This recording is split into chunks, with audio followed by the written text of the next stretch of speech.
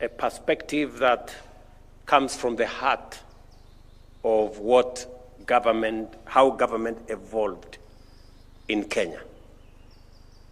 I am privileged that he has also said a few things about me.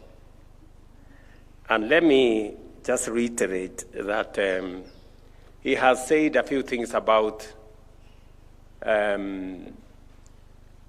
when I first was elected as a member of parliament, I was not in very good books with the KANU government at that time, although I was a KANU member of parliament. And that is the reason why Madoka says I was very outspoken. And let me give a perspective, Marsden, and I tried to explain to you that time, that when I did not decide, actually, I don't know, I did not decide that I was going to run. But one thing led to another, and then I found myself running for a member of parliament. And of course, KANU was the dominant party, and President Moi was a very strong leader. And so when I decided to run,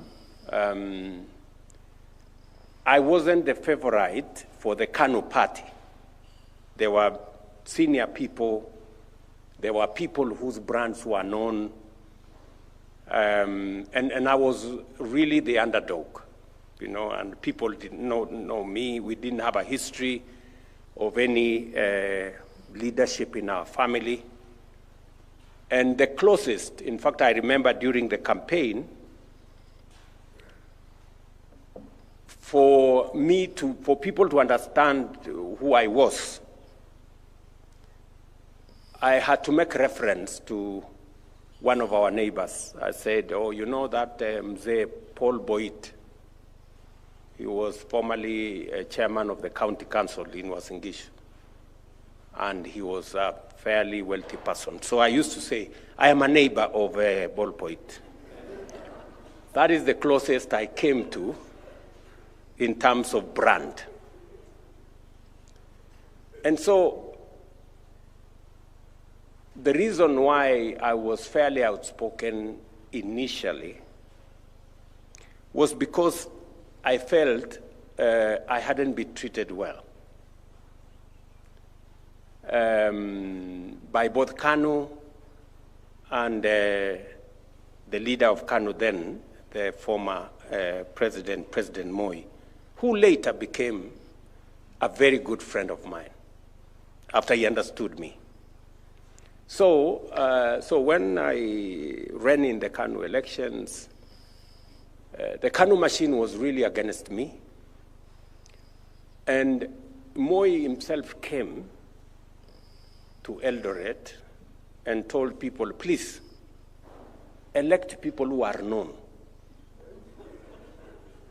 And he mentioned the name of our former member of parliament. He was called Saina.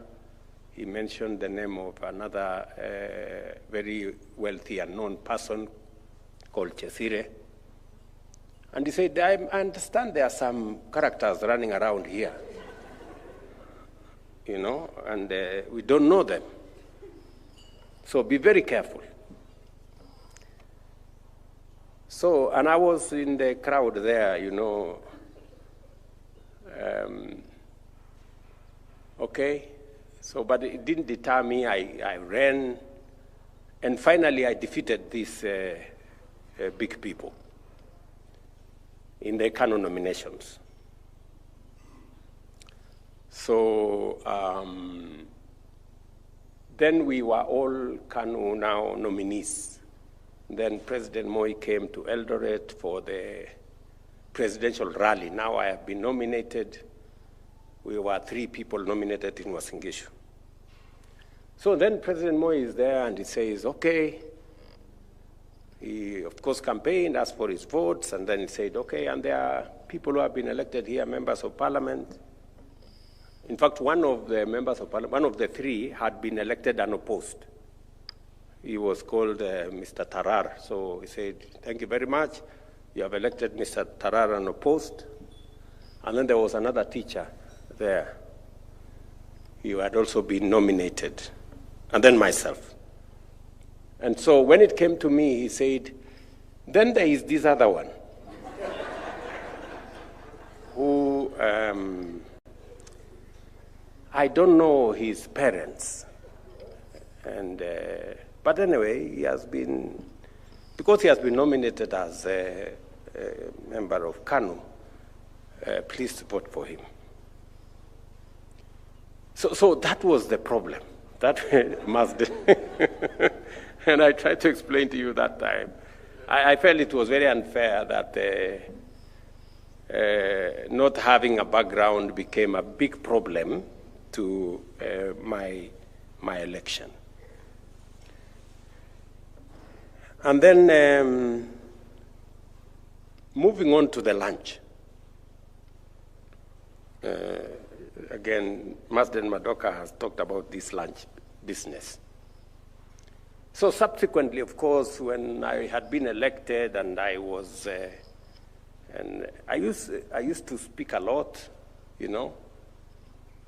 I think I have reduced nowadays. And of course, Moi started to see, oh, this young man is a bit noisy, but he speaks sense, or so he thought. So slowly, he said, he asked Bishop Yego then, and another gentleman called Hosea Kiplagat. So he told them, this young man, I understand he's a member of our church, the IC church, okay. But why is he making noise? Why don't you look for him? So Bishop Yego came and met me, and then he told me, now, you know, and Bishop Yego is somebody I really have a lot of respect for, because when I wanted to get married, I went to look for him to come and preside over my wedding, because I had a lot of regard for him. So he came and told me, now you have been elected. Moi is like your father. And you are also a Christian. So in all this noise you're making, where is your Christianity? And where is your regard for this old man as your father? So they cornered me, and I had to tone down. And of course, there was Marsden, who also gave me a few lectures. And so finally, I made friends with President Moi. He came to understand that I wasn't quite a very useless person or noisy, you know. And progressively, then he then appointed me to be an assistant minister. I think a year and a half into my being a member of parliament. And so I joined Marsden. And when I then joined Moi, he became very fond of me, so he gave me something that many people did not have. It's only people like Amos Wako and senior people, including the minister. There used to be something called a hotline those days. This hotline thing was a telephone there that did not have secretaries. It was the president's telephone. He used to use it to call people directly himself. So if that phone rang, you know it was either the president on the line or one of the senior people. So I became the only assistant minister then with a hotline. So the president would pick up the phone, okay, where are you? Come and do this, this, this. So, so a few times, it was not always Marsden, a few times, I came for I came for lunch here. But you see, the problem that Marsden has not said is that he used not to go for lunch. You see? And he tried to persuade me to join into the group of people not going for lunch. So I remember during lunchtime, he would shut his door and take a nap in his office. True, Marsden? Yes. Just imagine now somebody telling you, during lunchtime, we take a nap to learn.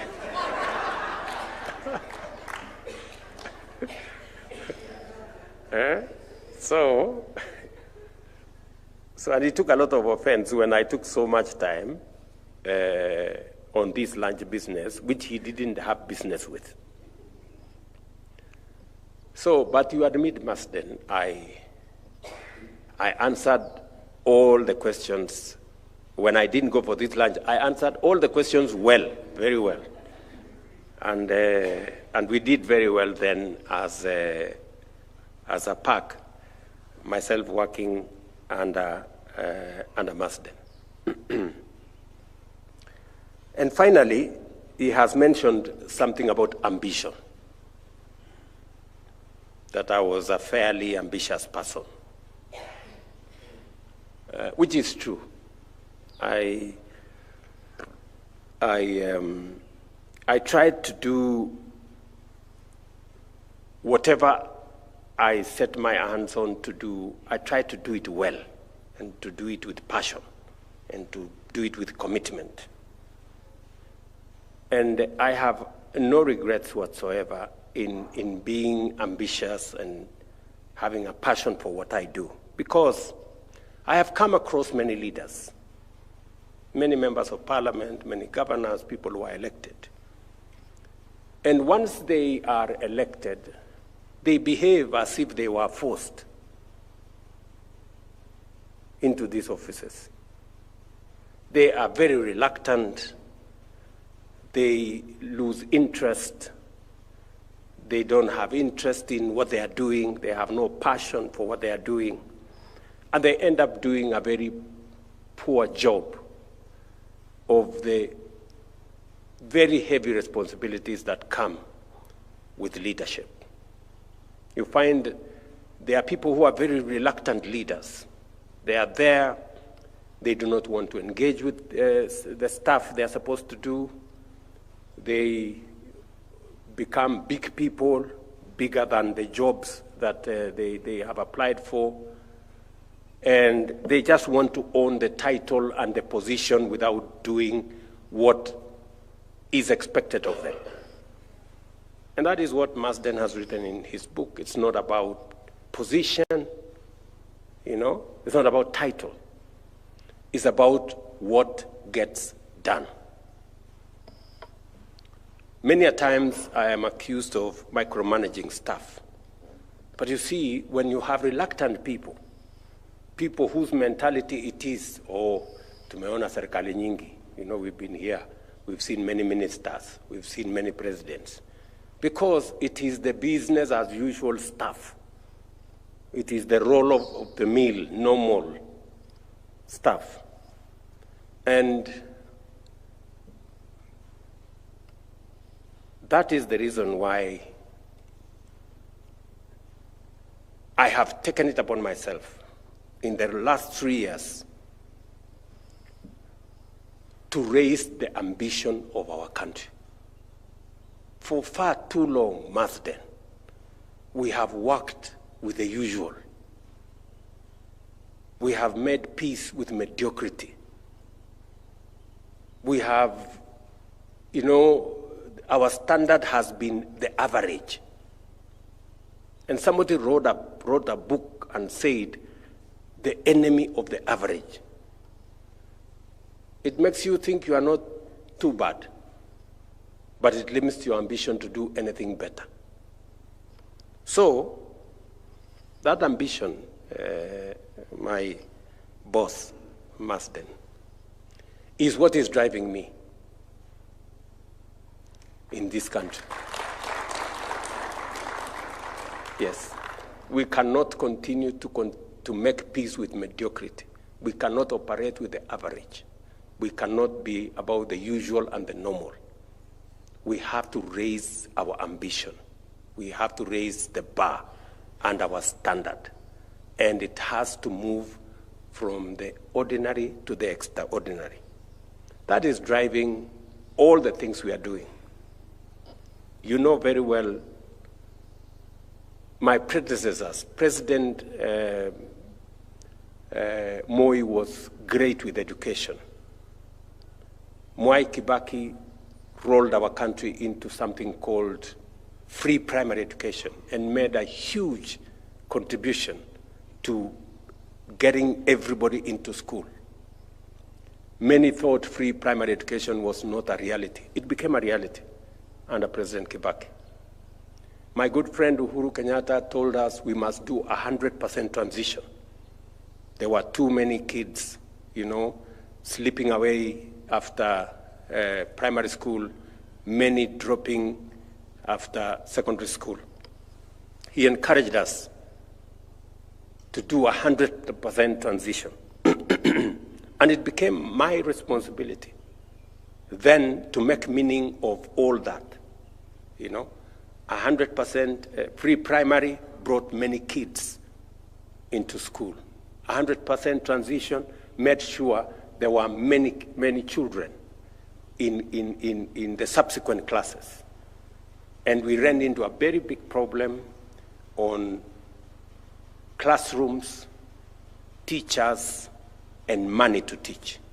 And that is what has occupied me for the last 3 years. We have built an additional 23,000 classrooms to take care of both free primary and 100% transition.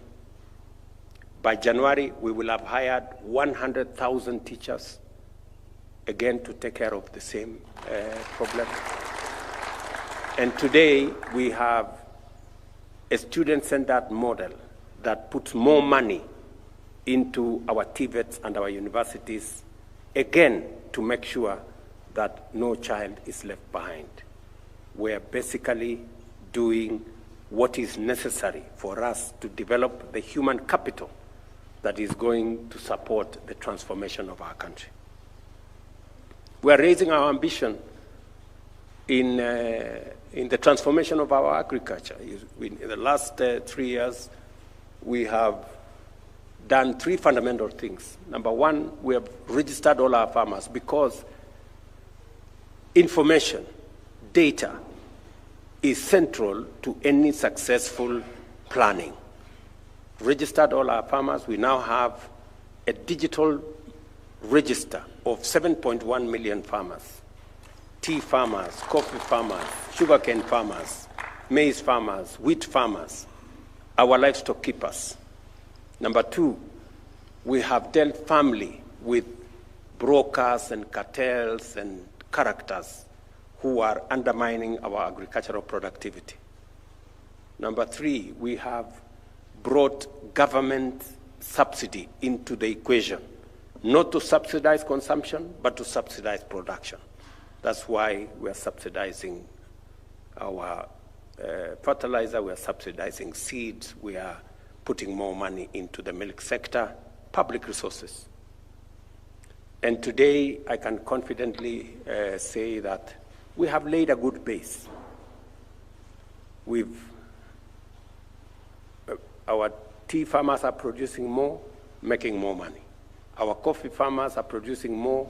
Our coffee prices have improved significantly, from about 60 shillings a kilo to almost 120 shillings a kilo. Our wheat farmers are making more money. Our maize farmers, in fact, maize is the place we have made the biggest impact.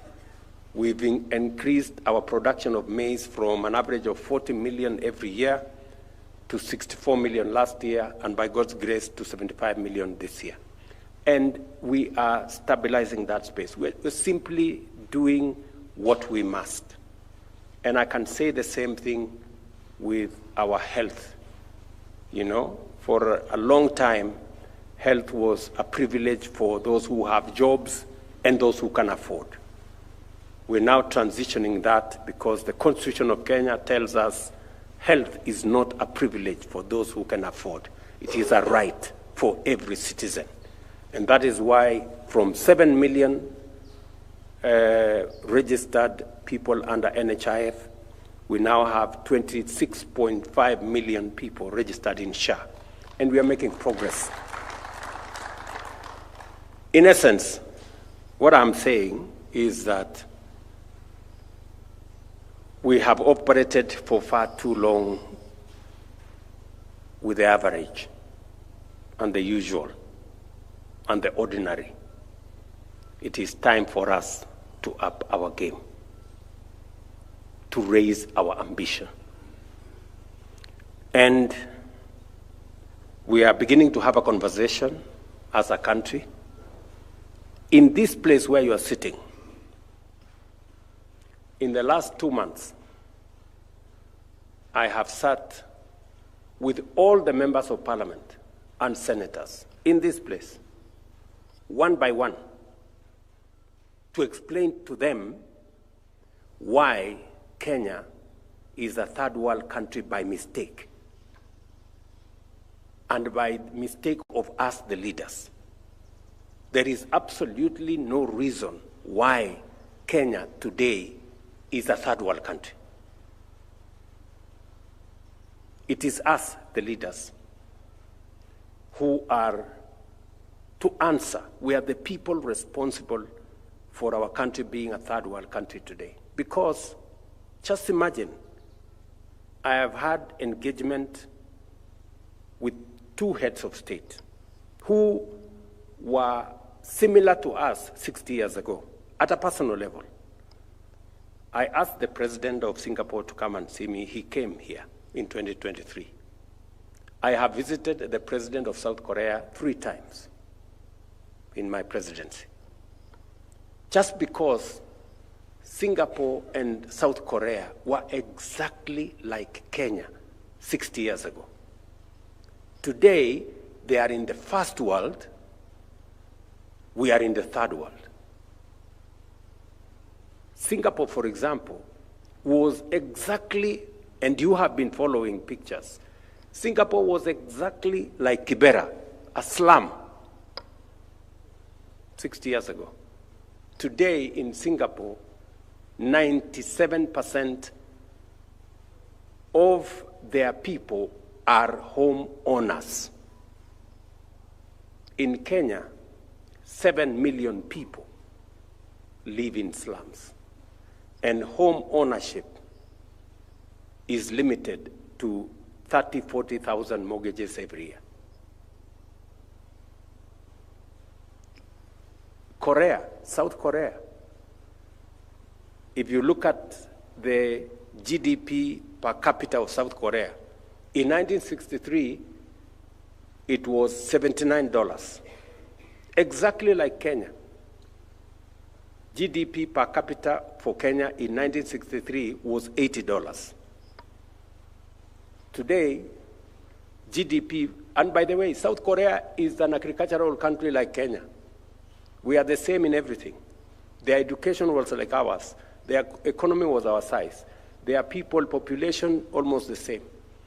But today, South Korea is in the first world with a GDP per capita 20 times that of Kenya. In fact, they lend us the money, 80 billion shillings. South Korea lend us to do Konza City. Just imagine. The difference between us and them? Leadership. It's not money, it's not resources, it's not all those, it's just leadership. And that is why I've taken time over the last 2 months to speak to leaders, members of parliament, senators.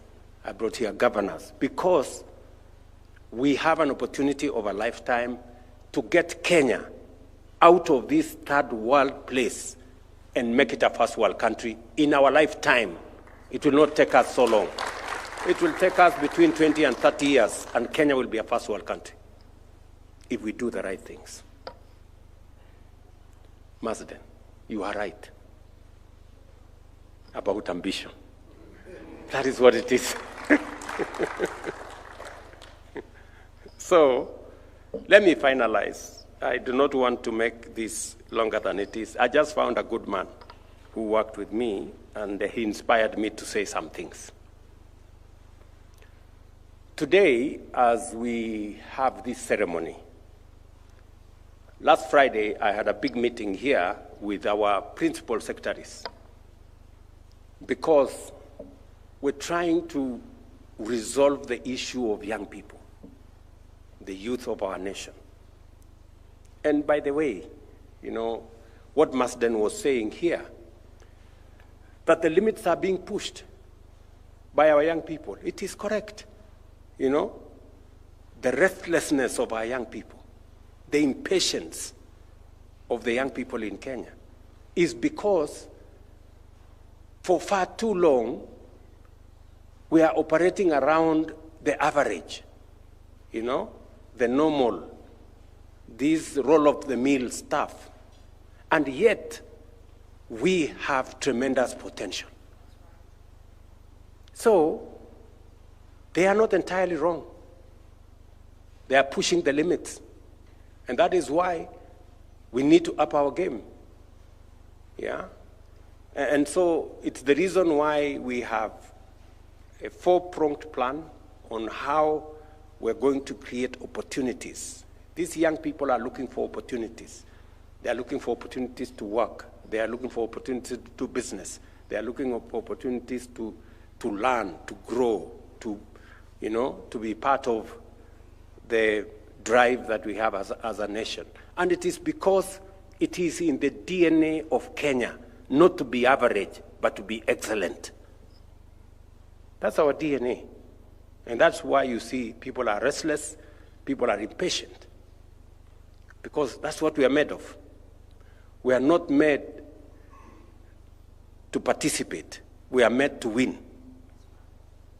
You know, we are not made to be part of what, you know, the roll of the mill. We are made to excel. So, and I take it very positively when I see the push, when people push me, you know, as by God's grace, I'm the leader of this nation today. And it is my responsibility. You know, when I get pushed, it is because I am the leader. Who else was supposed to be pushed? You know? Sinimimi. Yeah, so it is the correct thing. So, and I will also push the limits for our nation because we can do it. So as I talk to you today, we had a meeting with the principal secretaries here. Today across Kenya, in every county, we are having a conversation about youth entrepreneurship. Working with the World Bank, we have raised 5 billion shillings to give 100,000 young people in Kenya money to scale up their businesses, and we are in the process of identifying them. I have asked counties, county governments, members of parliament, MCAs, chiefs, assistant chiefs to work with us.